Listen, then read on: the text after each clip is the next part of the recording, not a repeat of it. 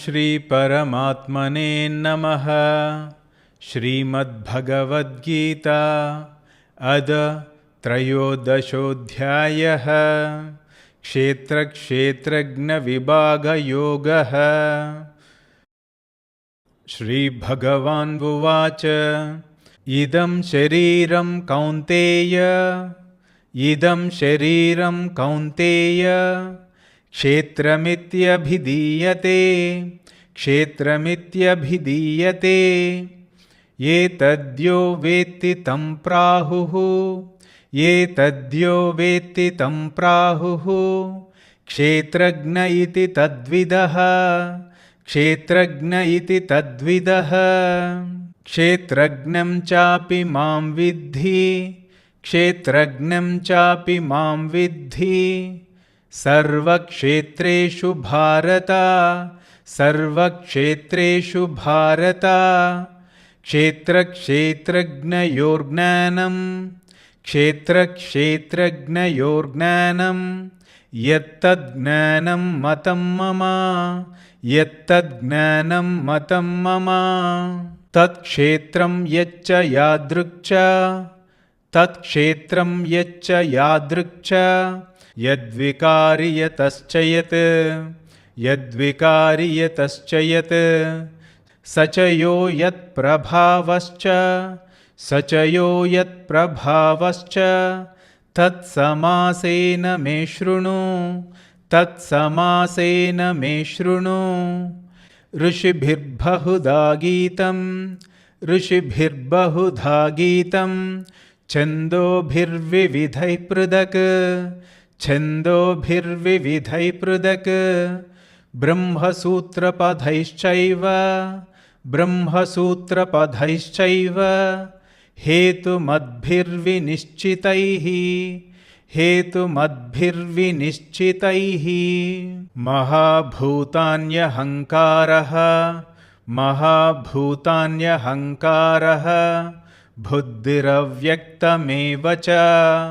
बुद्धिरव्यक्तमेव च इन्द्रियाणि दशैकं च पञ्चचेन्द्रियगोचराः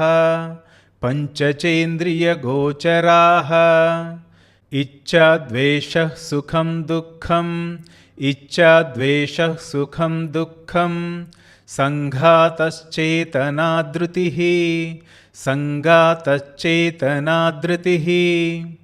एतत् क्षेत्रं समासेन सविकारमुदाहृतम् अमानित्वमदम्भित्वम् अहिंसाक्षान्तिरार्जवम् आचार्योपासनं शौचं स्थैर्यमात्मविनिग्रहः इन्द्रियार्थेषु वैराग्यम् अनहङ्कार एव च जन्ममृत्युजराव्याधि दुःखदोषानुदर्शनम् असक्तिरनभिष्वङ्गः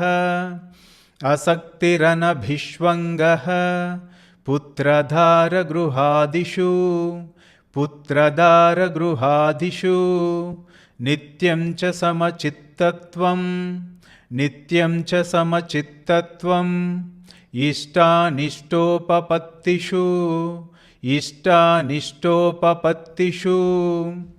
मयि चानन्ययोगेन भक्तिरव्यभिचारिणी विविक्तदेशसेवित्वम्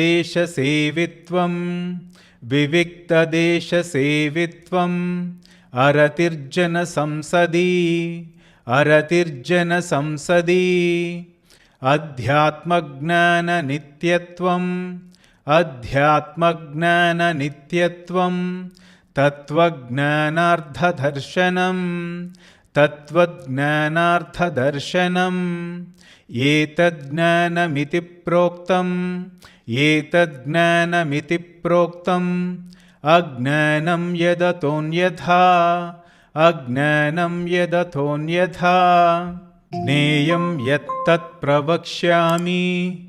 ज्ञेयं यत्तत् प्रवक्ष्यामि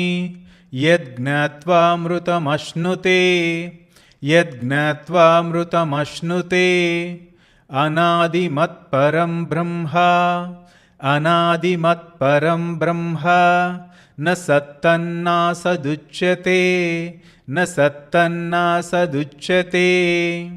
सर्वतः पाणिपादं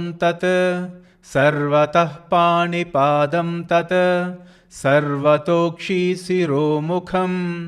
सर्वतः श्रुतिमल्लोके सर्वमावृत्य तिष्ठति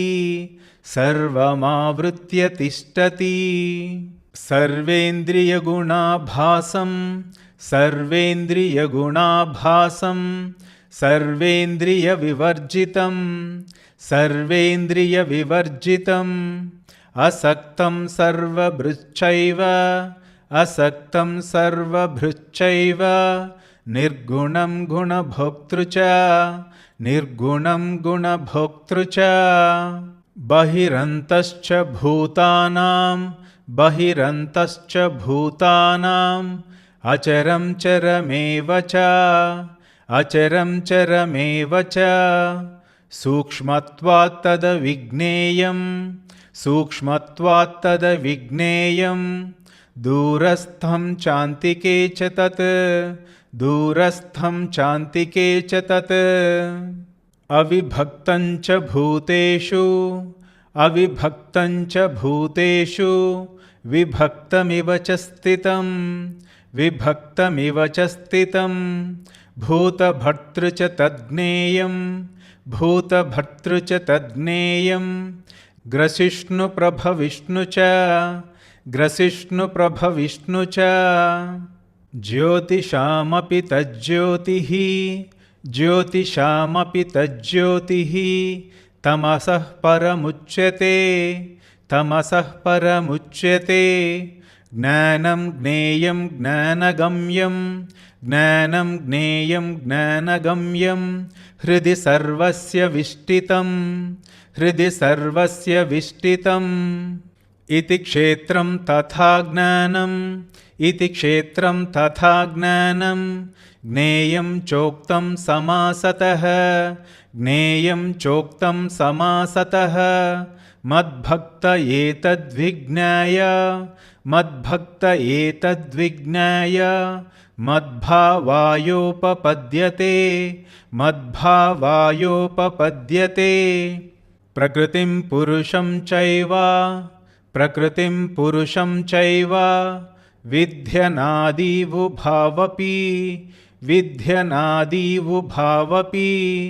विकारांश्च गुणांश्चैव विद्धि प्रकृतिसम्भवान् कार्यकरणकर्तृत्वे हेतुः प्रकृतिरुच्यते पुरुषः सुखदुःखानां भोक्तृत्वे हेतुरुच्यते पुरुषः प्रकृतिस्थो हि भुङ्क्ते प्रकृतिजान् गुणान् कारणं गुणसङ्गोऽस्य सदसद्योनिजन्मसु उपद्रष्टानुमन्ता च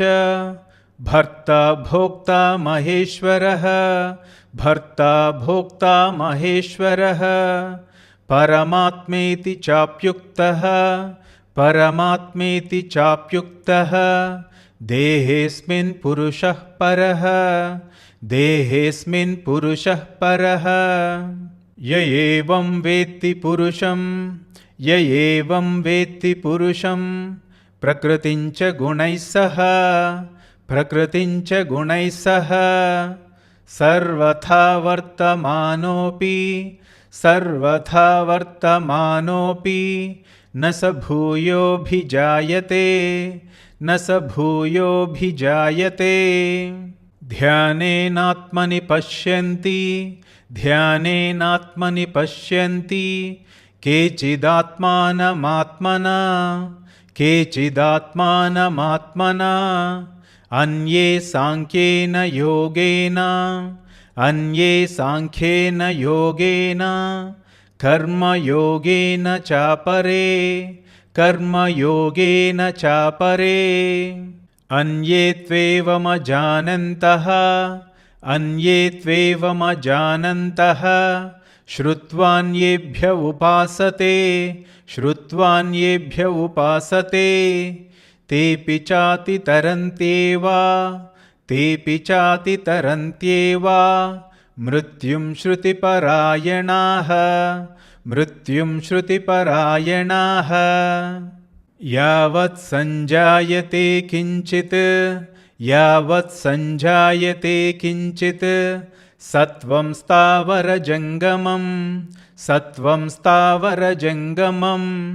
क्षेत्रक्षेत्रज्ञसंयोगात् क्षेत्रक्षेत्रज्ञसंयोगात् तद्विद्धि भरतर्षभ तद्विद्धि भरतर्षभ समं सर्वेषु भूतेषु समं सर्वेषु भूतेषु तिष्ठन्तं परमेश्वरं तिष्ठन्तं परमेश्वरं विनश्यत्स्व विनश्यन्तं विनश्यत्स्व विनश्यन्तं यः पश्यति स पश्यति यः पश्यति स पश्यति समं पश्यन् हि सर्वत्र समं पश्यन् हि सर्वत्र समवस्थितमीश्वरं समवस्थितमीश्वरं न हि नस्यात्मनात्मानं न हि नस्यात्मनात्मानं ततो याति पराङ्गतिं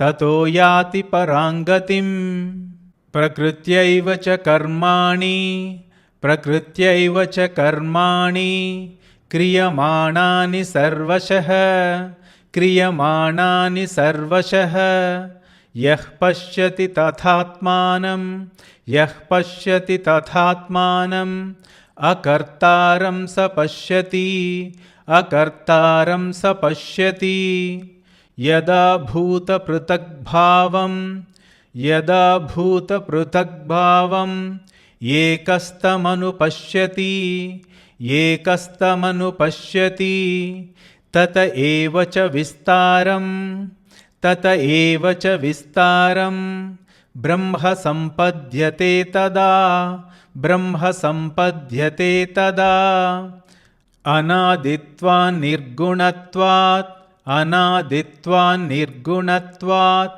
परमात्मायमव्ययः परमात्मायमव्ययः शरीरस्थोऽपि कौन्तेय शरीरस्थोऽपि कौन्तेय न करोति न लिप्यते न करोति न लिप्यते यथा सर्वगतं सौक्ष्म्यात् यथा सर्वगतं सौक्ष्म्यात् आकाशं नोपलिप्यते आकाशं नोपलिप्यते सर्वत्रावस्थितो देहे सर्वत्रावस्थितो देहे तथात्मानोपलिप्यते तथात्मानोपलिप्यते यथा प्रकाशयत्येकः यथा प्रकाशयत्येकः कृत्स्नं लोकमिमं रविः कृत्स्नं लोकमिमं रविः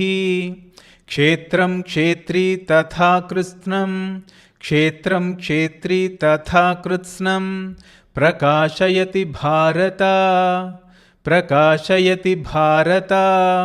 क्षेत्रक्षेत्रज्ञयोरेवम् क्षेत्रक्षेत्रज्ञयोरेवम् अन्तरं ज्ञानचक्षुषा अन्तरं ज्ञानचक्षुषा भूतप्रकृतिमोक्षं च भूतप्रकृतिमोक्षं च ये विदुर्यान्ति ते परं ये विदुर्यान्ति ते परम्। ॐ तत्सदिति श्रीमद्भगवद्गीतासु उपनिषत्सु ब्रह्मविद्यायां योगशास्त्रे श्रीकृष्णार्जुनसंवादे क्षेत्रक्षेत्रज्ञविभागयोगो नाम త్రయోదశోధ్యాయః। ఇప్పుడు అందరం కలిసి చదువుదాం।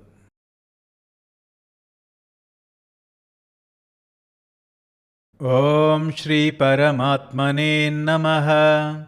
శ్రీమద్భగవద్గీత అద త్రయోదశోధ్యాయః। क्षेत्रक्षेत्रज्ञविभागयोगः।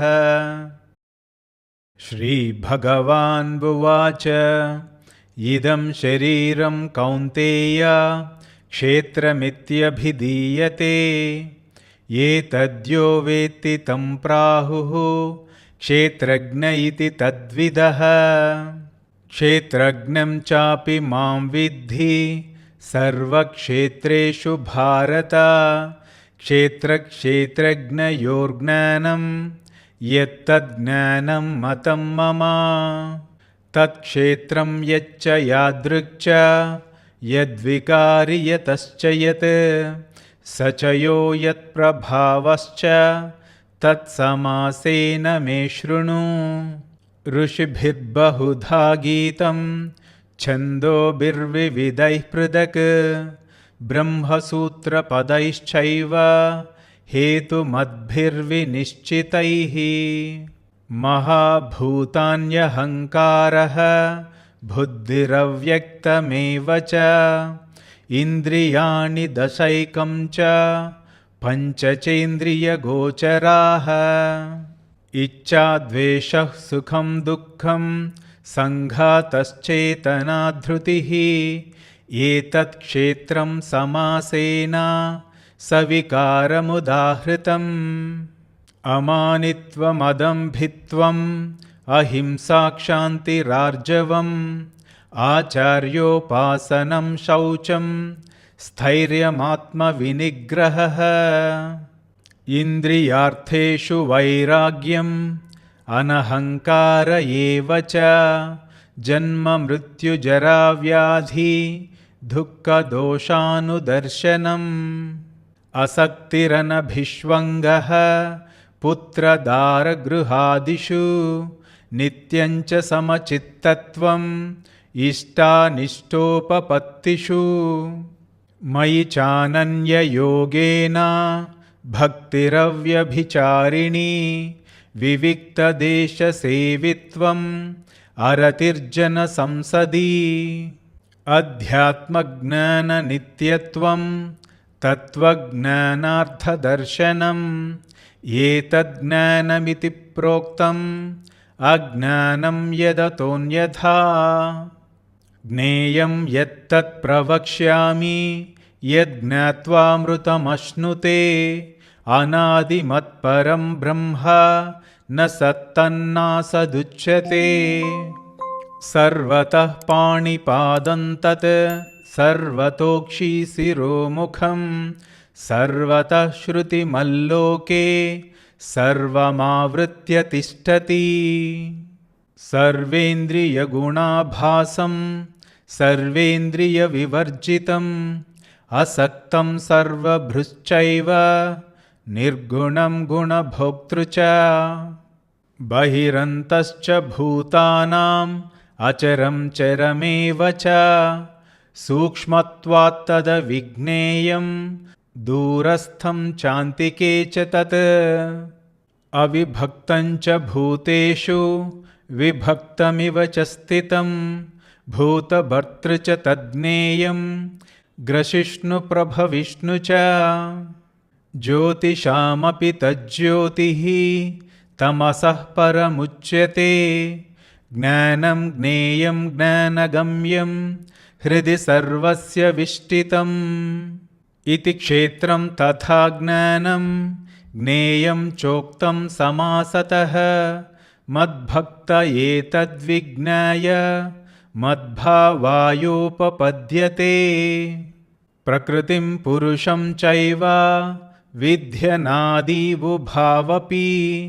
विकारांश्च गुणांश्चैव विद्धि प्रकृतिसम्भवान् कार्यकरणकर्तृत्वे हेतुः प्रकृतिरुच्यते पुरुषः सुखदुःखानां भोक्तृत्वे हेतुरुच्यते पुरुषः प्रकृतिस्थो हि भुङ्क्ते प्रकृतिजान् गुणान् कारणं गुणसङ्गोऽस्य सदसद्योनिजन्मसु उपद्रष्टानुमन्ता च भर्ता भोक्ता महेश्वरः परमात्मेति चाप्युक्तः देहेऽस्मिन् पुरुषः परः य एवं वेत्ति पुरुषं प्रकृतिं च गुणैः सह सर्वथा वर्तमानोऽपि न स भूयोऽभिजायते ध्यानेनात्मनि पश्यन्ति केचिदात्मानमात्मना अन्ये साङ्ख्येन योगेन कर्मयोगेन चापरे अन्ये त्वेवमजानन्तः श्रुत्वान्येभ्य उपासते तेऽपि चातितरन्त्येव मृत्युं श्रुतिपरायणाः यावत् सञ्जायते किञ्चित् सत्त्वं स्थावरजङ्गमं क्षेत्रक्षेत्रज्ञसंयोगात् तद्विद्धि भरतर्षभ समं सर्वेषु भूतेषु तिष्ठन्तं परमेश्वरं विनश्यत्स्व विनश्यन्तं यः पश्यति स पश्यति समं पश्यन् हि सर्वत्र समवस्थितमीश्वरं न हि नस्यात्मनात्मानं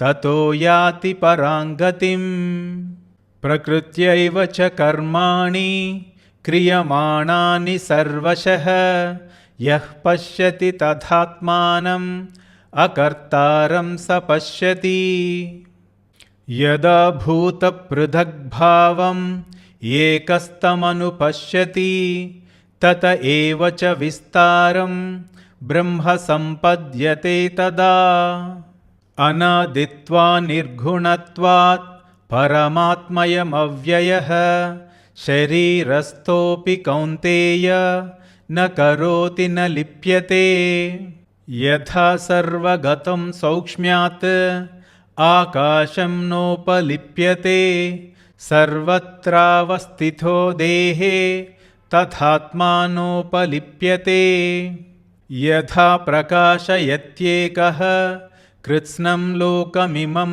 रविः क्षेत्रं क्षेत्री तथा कृत्स्नं प्रकाशयति भारत क्षेत्रक्षेत्रज्ञयोरेवम् अन्तरं ज्ञानचक्षुषा भूतप्रकृतिमोक्षं च ये विदुर्यान्ति ते परम् ॐ तत्सदिति श्रीमद्भगवद्गीतासु उपनिषत्सु ब्रह्मविद्यायां योगशास्त्रे श्रीकृष्णार्जुनसंवादे क्षेत्रक्षेत्रज्ञविभागयोगो नाम त्रयोदशोऽध्यायः।